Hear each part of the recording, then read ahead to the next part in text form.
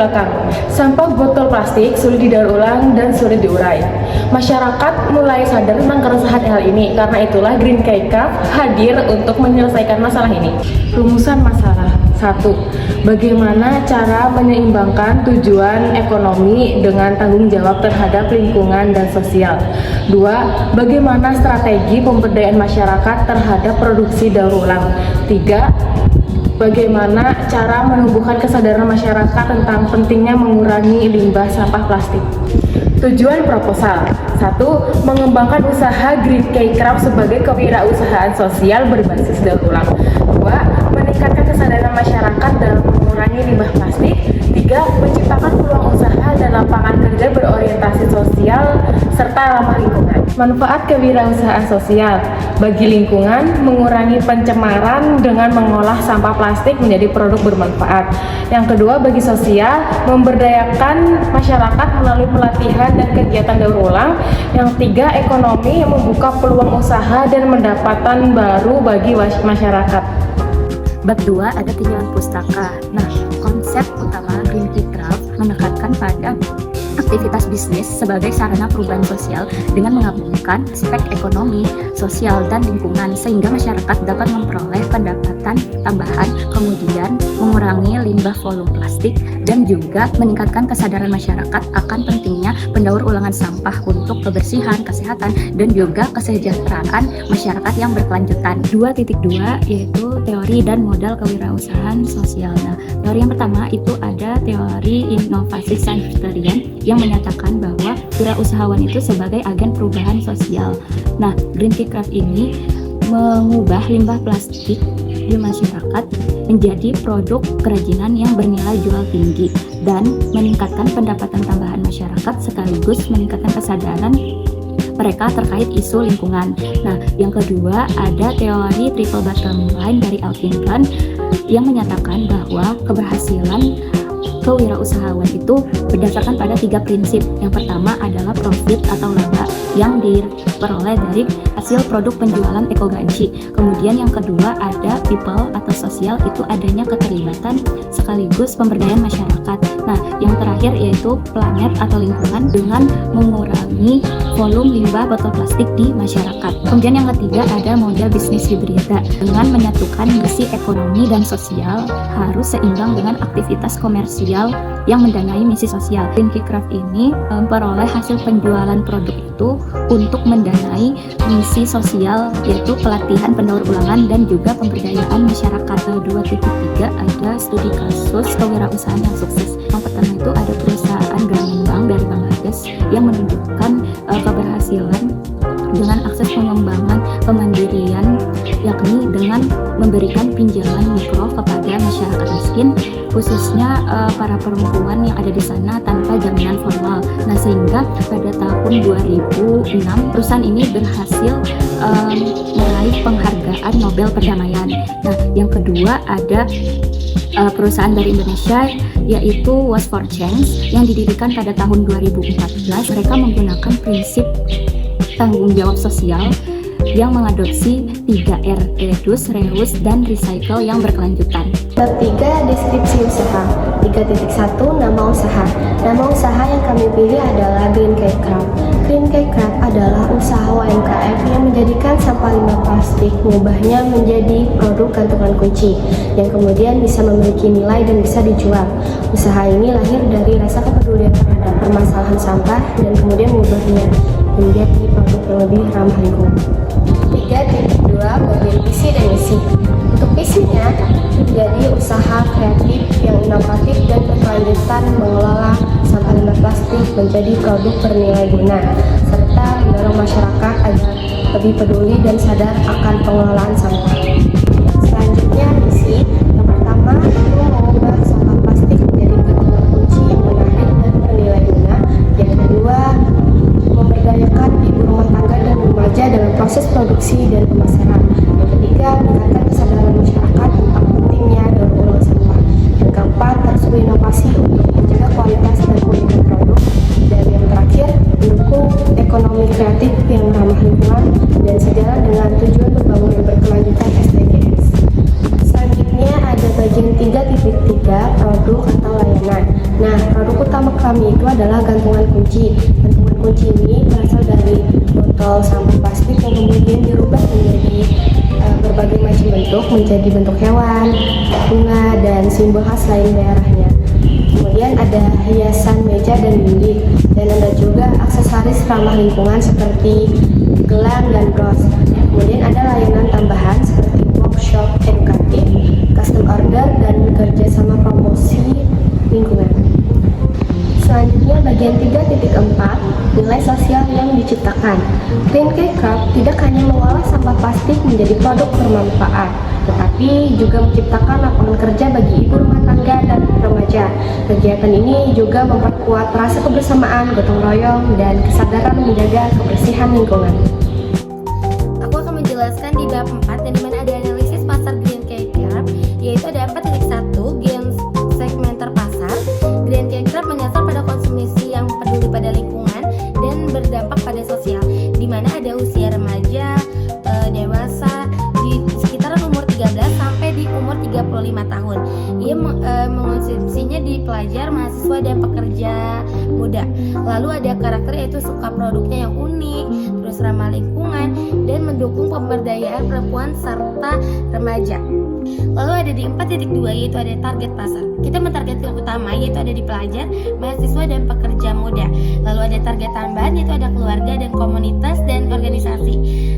Mereka mengonsumsi ini karena unik, barangnya lucu, dan itu sangat meramahkan lingkungan. Jadi alasan memilih target itu yaitu karena jangkauan online-nya lebih luas dan memiliki potensi menyebar produksinya secara melebar. Lalu ada di 4.3 yaitu analisis kompetitor. Banyaknya gantungan kunci yang murah di pasaran tetapi tidak ramah lingkungan. Lalu ada produk online impor punya desain merek tetapi tidak mendukung masyarakat lokal. Lalu ada produksi brand besar, mahal, dan itu memiliki nilai sosial. Lalu ada keunggulan di Green Cake Craft yang dimana ada menggabungkan harga terjangkau, ramah lingkungan, dan pemberdayaan sosial. Nah, di 4.4 ini ada strategi pemasaran yang dimana produk gantungan kunci dari botol plastik bekas dengan desain unik dan bisa custom. Lalu ada harga yang terjangkau dimana dari harga 10.000 sampai 20.000-an aja. Tempat penjualannya biasa di sekolah, di kampus, terus ada event-event lingkungan. Nah, lalu promosinya kita melalui promosi media sosial, kerjasama dari komunitas, bisa dari Instagram, TikTok, dan semuanya. Nah, di 4.5 ini ada bisnis model kanvas, di mana model bisnis Green Cake Craft ini dirancang untuk menghasilkan keuntungan sekaligus memberikan dampak sosial di lingkungan. Jadi di bab 5 ini dijelaskan mengenai struktur organisasi. Jadi struktur organisasinya itu ada manajer operasional, bendahara, sekretaris, terus pemasaran, bahkan desain.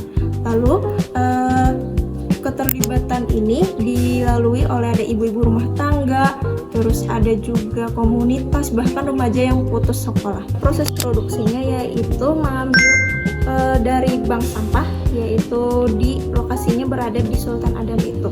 Lalu mereka mengolah, mencuci, bahkan memotong, lalu mendesain, bahkan sampai terakhir yaitu pengecekan kualitas. Lalu mereka mendistribusikan barang-barang tersebut. Nah, lokasi produksi ini pun ada di lokasi Sultan Adam Banjarmasin.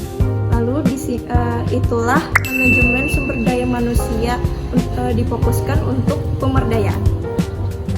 Jadi Green Cake Craft ini melibatkan dari ibu-ibu rumah tangga bahkan anak-anak yang sudah putus sekolah. Mereka mengurangi limbah plastik sekaligus menjadikan usaha gantungan kunci. Jadi program ini menguntungkan sebuah kemitraan bahkan juga dari berbagai pihak lain.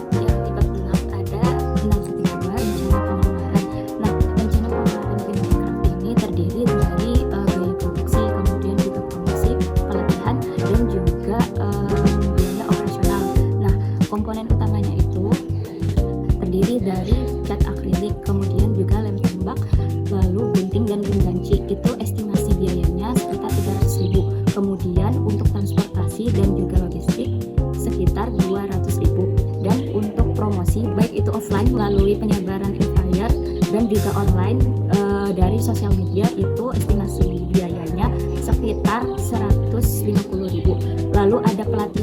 daur ulangan dan juga workshop di universitas maupun sekolah, budgetnya sekitar 100.000. Dan yang terakhir, untuk alat produksi sederhana, estimasi biayanya 100.000. Jadi total keseluruhan pengeluaran Green Keycraft ada 900.000 rupiah. Nah, karena bahan baku ekoganci ini berasal dari limbah plastik, maka pengeluaran kami ini relatif rendah, dan pengeluaran ini dapat ditekan melalui kerjasama dengan mitra kami, yakni Bank Sampah Sultan Adam. Kemudian juga ada komunitas lingkungan seperti Green Generation Indonesia dan juga Zero Waste Council, serta CSR perusahaan yang ada di kota Banjarmasin. Lanjut pilih satu, peran dalam sosial. Yang pertama, dampak terhadap masyarakat. Program Green Keycraft memberi dampak positif bagi kehidupan sosial masyarakat melalui pelatihan dan produksi daur ulang.